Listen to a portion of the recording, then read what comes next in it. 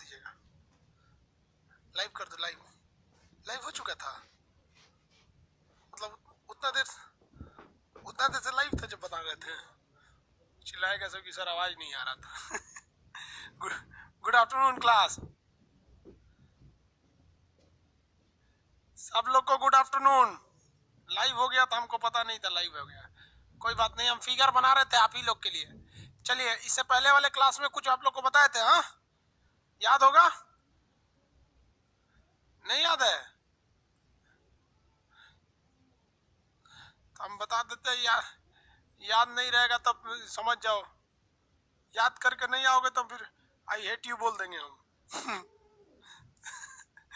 याद करके नहीं आओगे तो समझ जाना। चलो ध्यान से देखते हैं लोग, जो जो याद करके नहीं आएगा हम क्या बोल देंगे, समझ में आ गया, आई हेट यू बोल देंगे। चलिए बाबू, इससे पहले के क्लास में बहुत समझाए थे आप लोग, कल कोई क्लास नहीं चली थी और सबको नोटिफिकेशन चला जाता है, उसी लड़के के पास नोटिफिकेशन नहीं जाएगा जो अपने मोबाइल के सेटिंग में जाकर ऑफ नोटिफिकेशन किया है कि मतलब हमें कोई नोटिफिकेशन से डिस्टर्ब नहीं किया जाए, तो उसे कोई डिस्टर्बेंस नहीं होता है, उसे एप्लीकेशन उसे कोई नोटिफिकेशन नहीं देता है। बाबू आप बताइए, ग्रहों की वर्तमान कुल संख्या कितनी है? 8 है। हालांकि पहले कितने ग्रह हुआ करते थे, तो पहले ग्रहों की संख्या देखेंगे तो 9 हुआ करता था। किस ग्रह को निकाल दिया गया? तो प्लूटो को ग्रह की श्रेणी से निकाल दिया गया। आज हम लोग बाकी बचे ग्रहों के बारे में डिटेल से चर्चा करेंगे और इत्मीनान से हम लोग सौर मंडल के बारे में पढ़ेंगे, ठीक है। चलिए, सबसे पहला ग्रह बुध शुक्र पृथ्वी मंगल, हमेशा ग्रुप बाय ग्रुप याद की, 4 इधर का ग्रुप और 4 इधर का ग्रुप, 4 ग्रुप में ही क्या करना है, याद रखना है। तो बताइए आंतरिक ग्रहों की संख्या कितनी है? आंसर दीजिए लोग, आंतरिक ग्रहों की संख्या फटाफट। इधर देखिए तो स्क्रीन इधर कीजिए। आंतरिक ग्रहों की संख्या वेरी गुड 4 है। अबाह्य ग्रहों की संख्या भी 4 है। जेन्युइन है। कितने लोग बता सकते हैं कि सैटेलाइट यानी उपग्रहों की संख्या किसके पास ज्यादा है? वो आउटर प्लेनेट के पास ज्यादा है या इनर प्लेनेट के पास ज्यादा है? मतलब आंतरिक ग्रहों के पास उपग्रह ज्यादा होते हैं या बाह्य ग्रह के पास उपग्रह ज्यादा होते हैं? ज्यादा सैटेलाइट किसके पास होते हैं? उपग्रह किसके पास ज्यादा होते हैं? अरे भाई, हम किसी एक का नाम नहीं पूछ रहे हैं। कुछ लोग कह रहे हैं सर जुपिटर के पास, नहीं, हम कह रहे हैं कि ज्यादा लार्जर संख्या में किसके पास होते हैं? तो जितने आउटर प्लेनेट होते हैं ना, इनके पास ज्यादा होता है आउटर। हाँ वेरी गुड। हम कहेंगे कि सबसे ज्यादा किसके पास होता है, तब जुपिटर सही है। आपका जुपिटर भी गलत नहीं है, हाँ आउटर होते हैं और इनर के पास कम होते हैं। अब एक बात बताते हैं, सॉलिड ज्यादा कौन होते हैं? ध्यान से समझिए मेरी ओर, सॉलिड ज्यादा मजबूत कौन होते हैं, इनर वाले या आउटर वाले? बताइए फटाफट, मजबूत ज्यादा कौन होते हैं, स्ट्रॉन्ग ज्यादा मजबूत कौन होते हैं, इनर या आउटर? स्ट्रॉन्ग के बारे में पूछे, कंफ्यूजन में है सब। इनर प्लेनेट ज्यादा स्ट्रॉन्ग होते हैं, वो सॉलिड होते हैं, इसीलिए हम उसके ऊपर खड़े हो जाते हैं। और इधर किसी के पास खड़े हो जाएगा धंस जाइएगा उसमें, इसमें खड़े नहीं हो पाएंगे। देखिए, जिंदगी की संभावना ना इधर है ही नहीं है, किधर? क्योंकि आउटर प्लेनेट जितने हैं वो सॉलिड स्टेज में नहीं है, सॉलिड नहीं है, वो गैसेस फॉर्म में है सब। इसमें खड़े होंगे ना, घपाक दे चल जाएंगे अंदर। घपाक से मतलब समझते हैं, suddenly underground is known as घपाक in the Bihari language. Understand what I am saying? तो घपाक से अंदर चल जाएंगे किसमें? आउटर प्लेनेट में। इसलिए there is no any possibility of life consist in outer planet. That's why this area is not under considered in the Goldilocks zone, but this area is under the Goldilocks zone. अब ये Goldilocks zone क्या है बाबू? देखो, जहां कहीं भी आपको लगता है कि नहीं यहाँ जिंदगी की संभावना है, तो जिस जगह पर जिंदगी की संभावना होती है, हम लोग की तो पृथ्वी पर ऑलरेडी अर्थ पर हम लोग की जिंदगी है ही है, तो जहां जिंदगी है उस एरिया को तो कोई दिक्कत ही नहीं। इसके अलावे और जहां जहां पॉसिबिलिटी है कि वहां जिंदगी हो सकती है, तो ऐसे एरिया को हम गोल्डी लॉक जोन कहते हैं। कौन सा जोन कहेंगे? गोल्डी लॉक जोन कहेंगे। इनर प्लेनेट 4 होते हैं और आउटर प्लेनेट 4 होते हैं। इन दोनों प्लेनेट को अलग करते हैं क्षुद्र ग्रह। क्षुद्र मतलब होता है छोटा, ग्रह मतलब ग्रह। ये क्षुद्र ग्रह इन्हीं ग्रहों के टुकड़े हैं, बृहस्पति ग्रह के टुकड़े हैं। कुछ लोगों का, कुछ भूगोलवेताओं का यह भी मानना है कि यहाँ कोई बहुत बड़ा ग्रह हुआ करता था जो ब्लास्ट कर गया। और याद कीजिए, जब डबल स्टार थ्योरी दिया गया था, द्वितारा सिद्धांत डबल स्टार थ्योरी में, डबल स्टार थ्योरी किसने दिया था? आंसर दीजिए हमको फटाफट, फिर आगे पढ़ाएंगे। अगर आंसर नहीं आया तो क्लास अभी ड्रॉप करेंगे। डबल स्टार थ्योरी जो सक्सेस है, ड्यूअल सक्सेस नहीं, डबल स्टार थ्योरी जो सक्सेस है, किसने दिया था? नहीं आंसर आया तो हम क्लास ड्रॉप करेंगे। अभी आंसर चाहिए हमको। Double star theory, double star theory किसने दिया? वेरी गुड, लिलिटन। लिलिटन। आंसर नहीं दोगे तो हम आई हेट यू बोल देंगे, बताए ना, आई हेट यू का मतलब क्लास ड्रॉप कर देंगे। तुम बिलीव करोगे बाबू, सुबह से अभी फर्स्ट टाइम चाय पिए हैं, सुबह से क्लास में अभी चाय पी रहे हैं।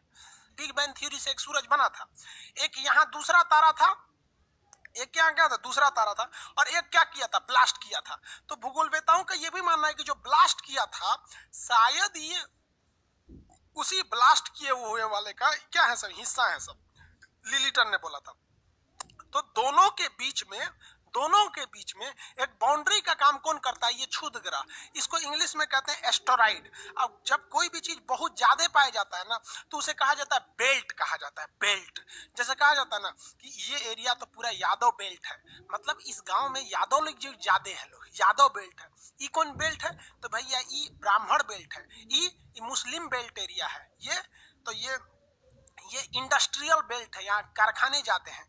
ये कौन सा बेल्ट है भाई? तो ये जंगली बेल्ट है, मतलब जानवर लोग ज्यादा हैं वहां पे। तो बेल्ट वर्ड जब भी आएगा तो समझिएगा कि किसी खास चीज की अधिकता वहां ज्यादा है, इसलिए उसे हम पेटी कहते हैं। बेल्ट या पेटी, बेटी नहीं, बबुआ बबुनी बेटी वाला नहीं, पेटी कहते हैं। तो ये एस्टेरॉइड बेल्ट ग्रहों के टुकड़े हैं, इन इनर और एक्सटर्नल प्लैनेट्स को अलग करते हैं। इनर प्लैनेट की विशेषता समझिए, ये साइज में छोटे होते हैं लेकिन सॉलिड होते हैं, इन पर आप खड़े हो सकते हैं, घपाक से अंदर नहीं जाइएगा। इनके पास सैटेलाइट यानी उपग्रह या तो होते ही नहीं है क्योंकि सूर्य खींच लिया है, या फिर होते भी हैं तो बहुत कम होते हैं। जबकि एक्सटर्नल प्लेनेट साइज में भी ससुरे बड़े होते हैं, लेकिन ये सॉलिड नहीं होते हैं, खड़े होंगे तो घपाक से अंदर चल जाएंगे। दूसरा, इनके पास ग्रह बहुत ज्यादा है, क्योंकि ग्रह को खींचने के लिए सूर्य बहुत ही ज्यादा दूरी पर स्थित है। ये ग्रह पृथ्वी से तुलना करते हैं, पृथ्वी से क्या करते हैं, समानता रखते हैं, इसलिए पृथ्वी की समानता के कारण इन ग्रहों को पृथ्वी के जैसा ग्रह, पार्थिव ग्रह कहते हैं। तो क्वेश्चन आएगा, पार्थिव ग्रह यानी टेरेस्ट्रियल प्लेनेट किसे कहते हैं? All the 4 internal planet, interior planets is known as terrestrial planet because they are as similar as our earth. ये हमारी पृथ्वी के समानता रखते हैं, इसी कारण इन ग्रहों को हम पार्थिव ग्रह के नाम से जानते हैं। कौन सा ग्रह कहते हैं? पार्थिव ग्रह के नाम से जानते हैं। किसी को कोई दिक्कत नहीं है? कौन सा ग्रह?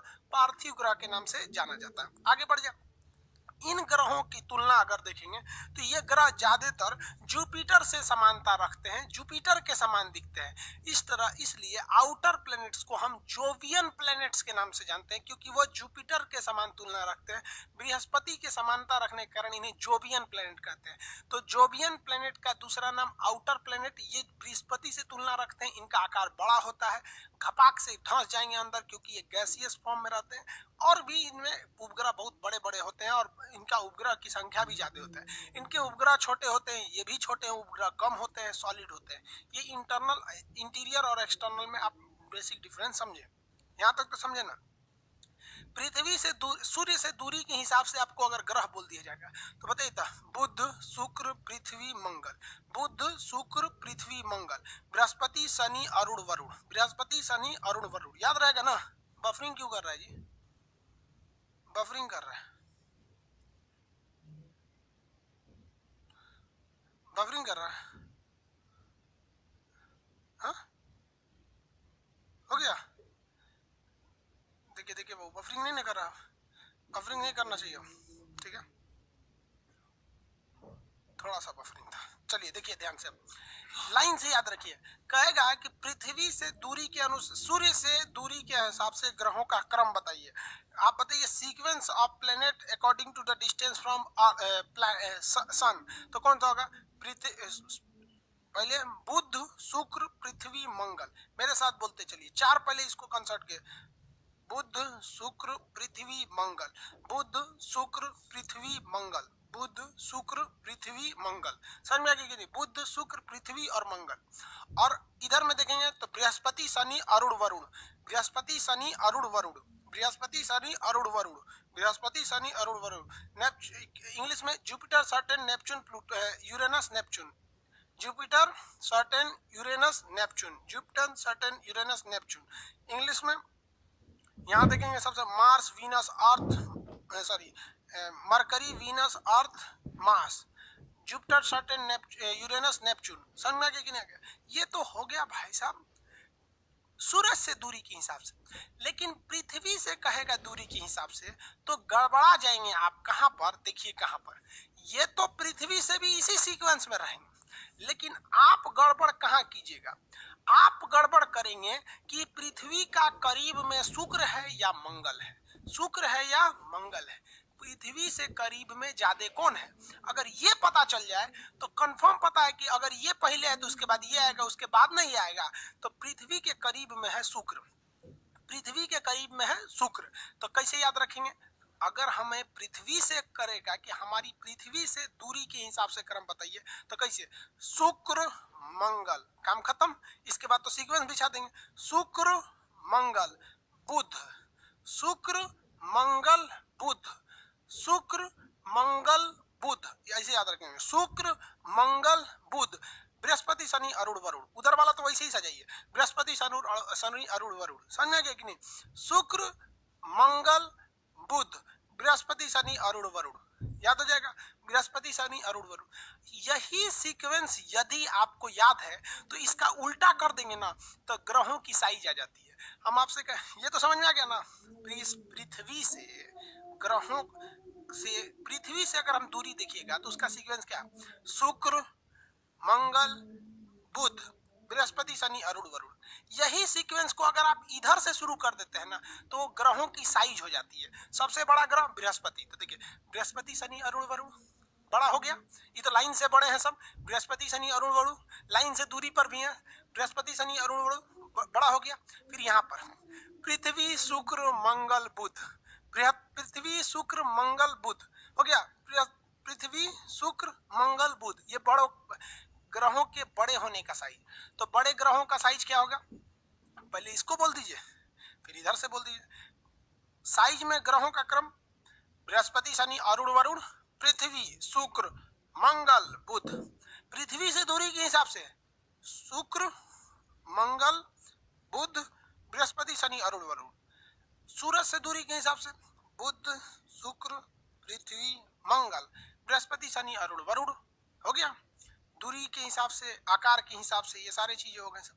किसी को कोई दिक्कत नहीं है ना? चलिए कोई दिक्कत नहीं है लोग को। अब बात करते हैं ग्रहों में से सबसे 2 नंबरी ग्रह कौन है? 2 नंबरी, तो देखिए आगे से 2 नंबरी ये शुक्र है, आगे से 2 नंबरी ये शुक्र है, और पीछे से 2 नंबरी ये अरुण है यानी यूरेनस है। तो आगे से 2 नंबरी और पीछे से 2 नंबरी, 2 नंबरी काम वाला हमेशा उल्टा काम करता है, इसलिए उल्टा घूमने वाला ग्रह शुक्र और अरुण, शुक्र और अरुण ये चोटे उल्टा घूमता है। कैसा घूमता है? उल्टा घूमता है। कैसे उल्टा घूमेगा सब? तो उल्टा घूमने वाला इधर से 2 नंबरी शुक्र और इधर से 2 नंबरी अरुण, ये उल्टा घूमता है सब। उल्टा कैसे? तो सारे ग्रह पश्चिम से पूरब की ओर घूमते हैं, सारे ग्रह पश्चिम से पूरब की ओर घूमते हैं। इसीलिए हरेक ग्रहों पर सूर्योदय यानी सनराइज पूरब दिशा में होता है, क्योंकि सारे ग्रह पश्चिम से पूरब घूमे सब, इसीलिए सूर्योदय पूरब दिशा में होता है। ये चोटे दोनों उल्टा घूमते हैं सब, इसलिए यहाँ सूर्योदय पूरब से, ये कैसे घूमेंगे सब? पूरब से पश्चिम, इसलिए यहाँ सूर्योदय पश्चिम होता है। तो इससे 3 क्वेश्चन, कौन कौन एक के चीज को 3 बार पूछेगा। कौन सा ग्रह उल्टा घूमता है? तो शुक्र और अरुण। कौन से ग्रह पर, कौन सा ग्रह पश्चिम से, पूरब से पश्चिम घूमता है? सभी तो पश्चिम से पूरब घूमते हैं, पूरब से पश्चिम, इधर से शुक्र इधर से अरुण। कहेगा कि कहां पर सूर्योदय विपरीत दिशा में होता है? शुक्र और अरुण। कहेगा कहां पर सूरज पश्चिम दिशा में निकलता है? शुक्र और अरुण। सब 2 नंबरिया चोट्टा होता है, 2 नंबरी काम करता है। समझ में आ गया कि नहीं? सर सन का कलर कैसा होता है? सन का कलर कैसा होता है? रेड कलर का। सन का टेम्परेचर मीडियम है, इसलिए ये रेड कलर का दिखता है।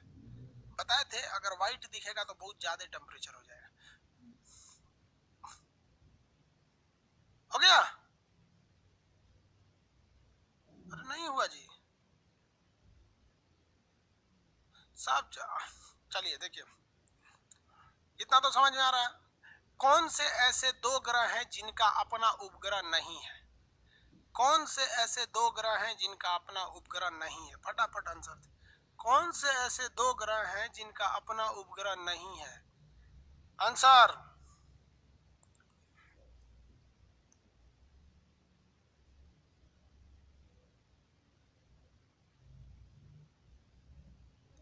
अरे भैया आंसर दो। हाँ चलिए, एम भी लिखता है सब, ठीक है। बुध और शुक्र, बुध और शुक्र, इसके उपग्रहवा कोई लील गया है। लील गया मतलब घपाक से घोट गया है। गुरुत्वाकर्षण छोटे छोटे उपग्रह होते हैं सर, घींच ले गया। इनके उपग्रहों को क्या कर दिया? खींच ले गया। किसी को कोई दिक्कत नहीं, किसी को कोई दिक्कत नहीं है। आगे देखिए, उपग्रह किसे कहते हैं? उपग्रह वैसा आकाशीय पिंड उपग्रह कहलाता है जो ग्रह से छोटा होता है। उपग्रह की श्रेणी याद रखिएगा, उपग्रह हमेशा ग्रह से छोटा होता है। उपग्रह हमेशा ग्रह से छोटा होता है। इसके पास भी इस ग्रह के जैसे न प्रकाश होता है न उष्मा होता है। यह प्रकाश के लिए तारे पर निर्भर होता है, लेकिन यह इस सूरज का चक्कर नहीं लगाता है, डरे कि कहीं ससुरा खींच लेगा तब। ये ग्रह का चक्कर लगाता है। तो ग्रह का चक्कर लगाता है। ग्रह और उपग्रह में 2 चीजें समानता है, न इसके पास प्रकाश, न इसके पास प्रकाश, न इसके पास उष्मा, न इसके पास उष्मा। लेकिन ग्रह बड़ा होता है, इसका शान से चक्कर लगाता है, जानता है खींच नहीं पाएगा। और उपग्रह चक्कर नहीं लगाता है, जानता है खींचा जाएंगे तो मरिए जाएंगे वहां पे। किसी को कोई दिक्कत नहीं है, आगे बढ़ जाते हैं। किसी को कोई दिक्कत नहीं ना, आगे बढ़े। पृथ्वी के पास कितने उपग्रह? 1 नाम है मून यानी चंद्रमा। मंगल ग्रह के पास कितने हैं? तो 2 है। मंगल ग्रह के पास कितने हैं? 2। मंगल ग्रह के पास उपग्रहों की संख्या 2। सबसे ज्यादा 73 उपग्रह किसके पास है सर? बृहस्पति के पास। लेकिन आंसर देता है तो सर्टेन हो जाता है। आगे समझाएंगे कैसे, सबको छोड़िए। अब यहाँ आगे आइए, अब मेन टॉपिक पर आते हैं। ये बुध है, इसके वायुमंडल न होने के कारण इस पर थोड़ी बहुत मात्रा में ऑक्सीजन है, लेकिन जिन दिन में टेम्परेचर 420 डिग्री सेल्सियस, रात में -180, दिन में गर्मी से मरेंगे, रात में ठंडा से मर जाएंगे। सबसे ज्यादा टेम्परेचर में वेरिएशन देखा जाता है तो बुध ग्रह पर। लेकिन ये सबसे ज्यादा गर्म नहीं है। क्यों गर्म नहीं है? क्योंकि इस ग्रह के पास अपना वायुमंडल न होने के कारण गर्मी को रोक नहीं पाता है। किसी को दिक्कत? इसका नाम कैसे पड़ा है? ग्रीक में एक देवता थे, रोम में एक देवता थे जिनका नाम था मरकरी, उन्हीं के नाम पर इसका नाम पड़ गया। इनके नाम पर क्या हो गया? मरकरी पड़ गया। किसी को कोई दिक्कत नहीं। अब ये देखिए, ये है शुक्र, इस पे है लेकिन CO2 ज्यादा है, ऑक्सीजन नहीं है। CO2 ज्यादा इसलिए गर्मी को रोक लेता है। प्रेशर कुकर की जैसे स्थिति हो जाती है किस पर?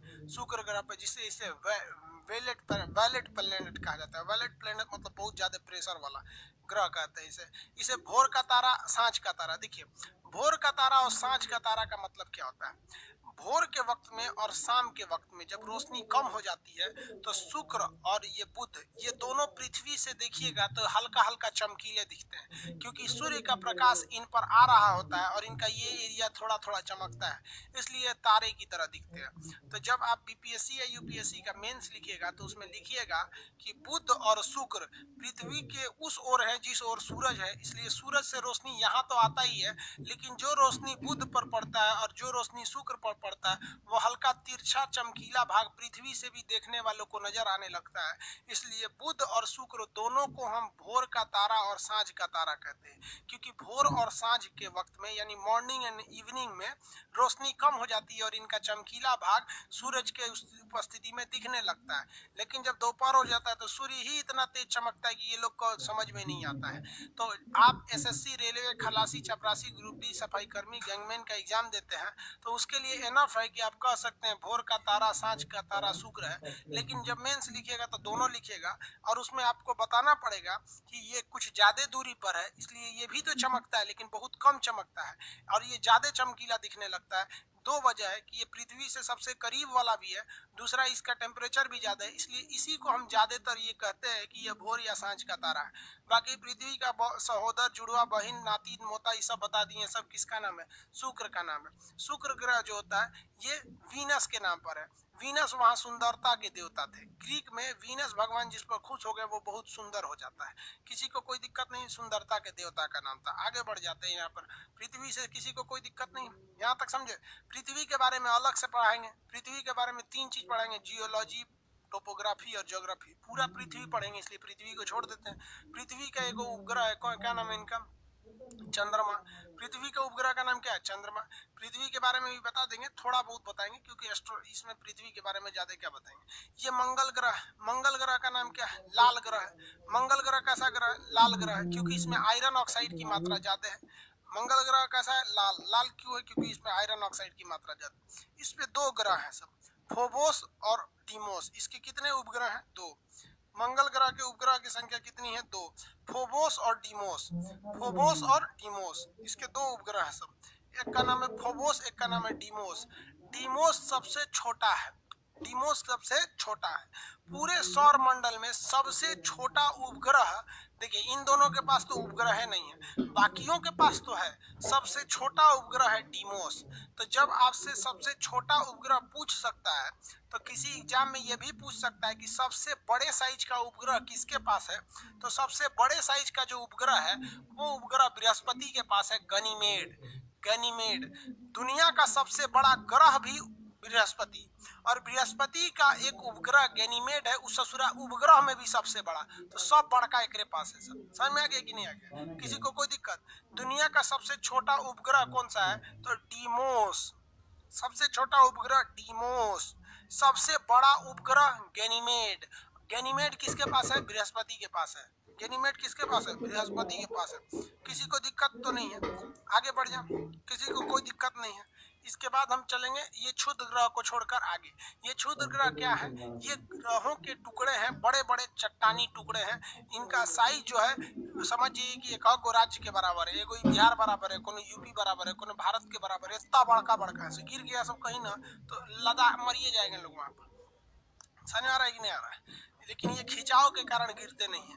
ये 4 ग्रह मिलकर और इधर से सूरज मिलकर सोचता है इसे खींच ले, लेकिन सूरज तो बहुत दूर पर है, और ये चारों मिलकर सोचता है इसे इसको नहीं खींचने दे, इसलिए बीच में रह जाते हैं क्षुद्र ग्रह। कहाँ रह जाता है सर? क्षुद्र ग्रह। आगे बढ़े। हिस्ट्री का क्लास कब से होगा? होगा तो बता देंगे। हिस्ट्री का क्लास जब होगा तो बता देंगे।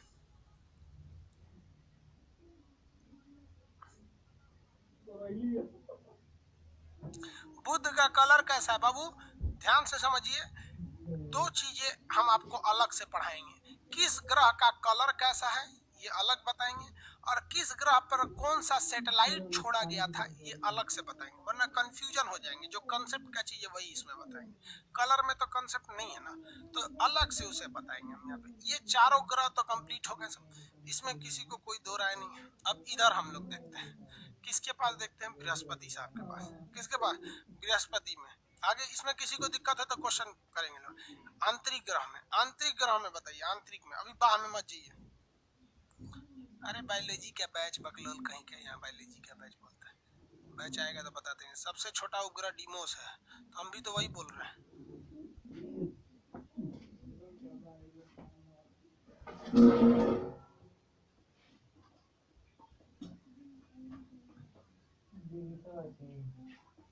देखो ये कह रहा है सर ओजोन लेयर छान लेता है, अल्फा किरण को छान लेता है। देखिए एक्सरे जो होता है ना वो दूर तक नहीं जा पाता है।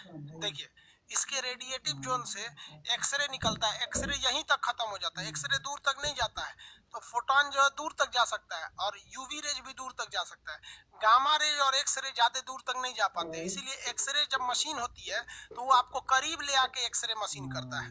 समझ में आ गया कि नहीं? जबकि टॉर्च तो बहुत दूर तक जा सकता है। तो फिजिक्स का टॉपिक है कि कौन सी किरण ज्यादा दूर तक जाएगी। लड़के का क्वेश्चन अच्छा है कि सर रेडिएटिव जोन से अल्फा गामा भी निकलता है, एक्सरे भी निकलता है, और फोटोन यानी प्रकाश भी निकलता है। तो प्रकाश तो पृथ्वी तक पहुंच जाती है, गामा रेज को ओजोन रोक देता है। तो एक्सरे कहाँ गया? एक्सरे यहीं पे खत्म हो जाता है, एक्सरे का रेंज ज्यादा नहीं होता है। फिजिक्स में ना पढ़ाएंगे वेव नाम के चैप्टर में। आगे बढ़े।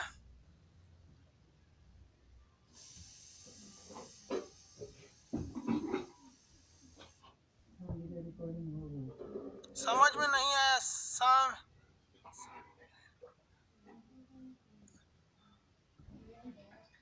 भाई, किसको समझ में नहीं आया? चलिए देखिए ध्यान से, आइए बाबू यहाँ समझते हैं। ये तो हो गया बुध, ये हो गया शुक्र, ये पृथ्वी, ये मंगल, बृहस्पति। बृहस्पति ग्रह जो है, ये ग्रह जो होता है भाई, ये ग्रह बहुत ही बड़ा ग्रह है, आकार में बहुत बड़ा ग्रह है, और इस ग्रह के पास उपग्रहों की संख्या बहुत ज्यादा है। बृहस्पति ग्रह के पास उपग्रहों की संख्या ज्यादा है, लेकिन इसके जितने उपग्रह हैं उसमें अभी बहुत सारे उपग्रह जो है, इस बात पे कंफ्यूजन में है सब कि उन उपग्रहों को मान्यता दिया जाए या नहीं दिया जाए। तो 73 उपग्रह है सब इसके पास, जिसमें से 16 उपग्रहों को मान्यता प्राप्त है। जिसमें से कितने उपग्रहों को मान्यता प्राप्त है? 16 उपग्रहों को। तो 73 में से लीगल कितना है? 16 है। 73 में से लीगल कितने उपग्रह हैं? सब 16 उपग्रह है सर, लीगली 16 उपग्रह है सब। किसी को कोई दिक्कत नहीं ना? 16 उपग्रह इसमें लीगल है, किसी को कोई दिक्कत नहीं। इसमें सबसे बड़ा कौन है? गैनीमेड। पूरे सौर मंडल का सबसे बड़ा उपग्रह गैनीमेड है। बृहस्पति पूरे सौर मंडल का सबसे बड़ा है। ये बृहस्पति इन क्षुद्र ग्रहों को खींच कर रखा है कि इसके ऊपर गिर मत जाए। अगर ये खींचना छोड़ देगा तो ये सारे क्षुद्र ग्रह इसके ऊपर जाकर गिर जाएंगे, और गिर जाने की वजह से ये क्या हो जाएंगे? ये ग्रह सब टूट टाट के खत्म हो जाएंगे सब।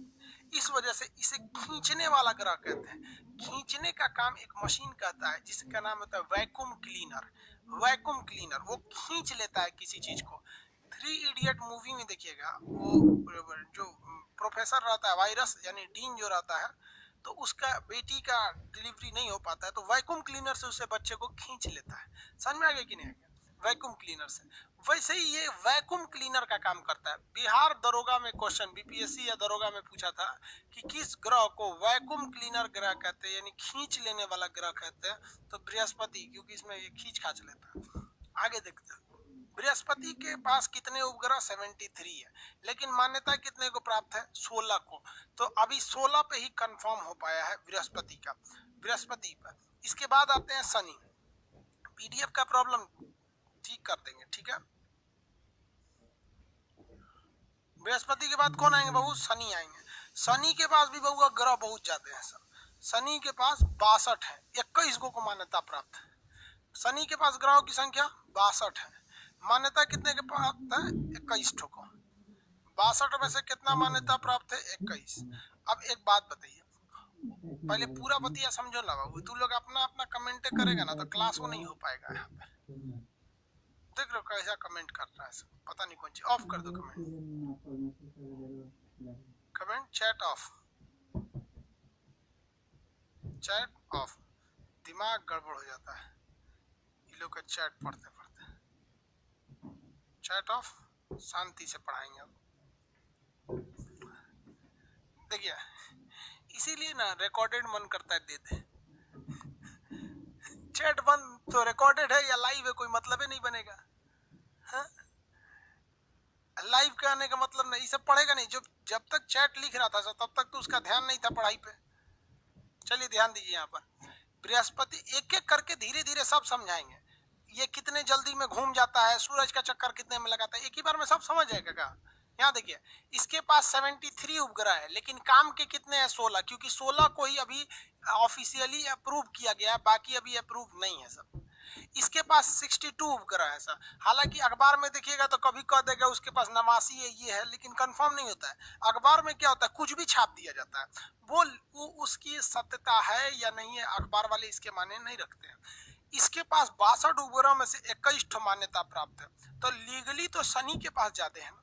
लीगली किसके पास है? शनि के पास है। इसलिए जब भी एग्जाम में देता है कि सबसे ज्यादा उपग्रह किसके पास, तो सबसे ज्यादा उपग्रह में आपको आंसर लगाना पड़ता है शनि के पास। रीजन, क्योंकि पास इसके पास 62 में से 21 को लीगली ऑफिशियली अप्रूव किया जा चुका है। जबकि अगर आप देखेंगे शनि बृहस्पति को तो 73 है नो डाउट, बट इसमें 16 को ही अभी ऑफिशियली अप्रूव किया गया है। आगे बढ़ जाए, बृहस्पति को वैक्यूम क्लीनर कहते हैं। इसका गैनीमेड सबसे बड़ा उपग्रह है। आगे इसकी और भी विशेषता है, घूर्णन कितना तेज करता है वो करता है, वो आगे समझाएंगे।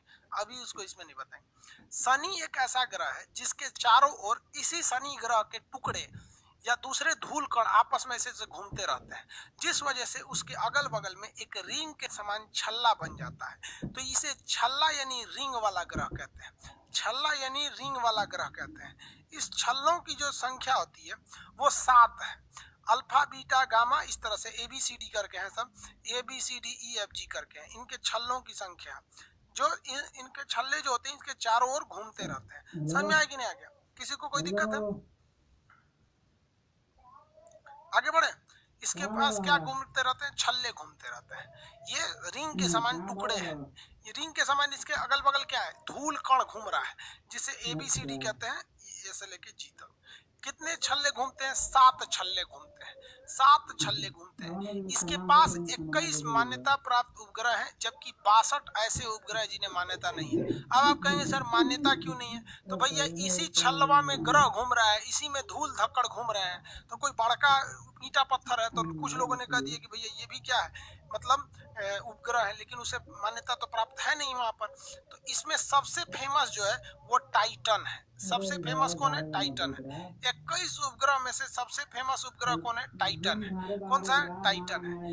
ये इसका जो घनत्व है यानी डेंसिटी है वो बहुत ही कम है। सबसे कम डेंसिटी जो है वो शनि ग्रह की है। इसलिए इस ग्रह को अगर आप पानी में डालिएगा तो ये डूबेगा नहीं, पानी में ये डूबता नहीं है। जैसे आप इतना छोटा सा 1 ग्राम का कोई पत्थर पानी में डालिएगा तो डूब जाएगा, लेकिन 1 केजी का एक फुटबॉल डाल दीजिएगा पानी में तो नहीं डूबता है। रीजन क्या है? डेंसिटी की वजह से। वो डेंसिटी है वो खोखला है ज्यादातर में, तो ये ज्यादातर एरिया इसका खोखला है, इस वजह से इसकी डेंसिटी कम है। तो क्वेश्चन कहता है कि छल्लों वाला ग्रह कौन सा है? तो भी शनि हो जाता है। सर्वाधिक उपग्रह मान्यता प्राप्त में शनि हो जाता है। शनि में जो उपग्रह है उसमें सबसे फेमस कौन है? तो टाइटन है। कहेगा कि कौन सा ऐसा उपग्रह है जो पानी में नहीं डूबेगा? तो पानी में न डूबने वाला उपग्रह शनि है। क्यों नहीं डूबेगा ये पानी में? क्योंकि इस ग्रह का घनत्व सबसे कम है। अभी इन ग्रहों के बारे में और भी चीजें पढ़नी है आपको, इसी में आपको हम एस्ट्रोलॉजी पढ़ाएंगे। शनि ग्रह जिनका बिगड़ गया उनको वो बर्बाद कर देता है।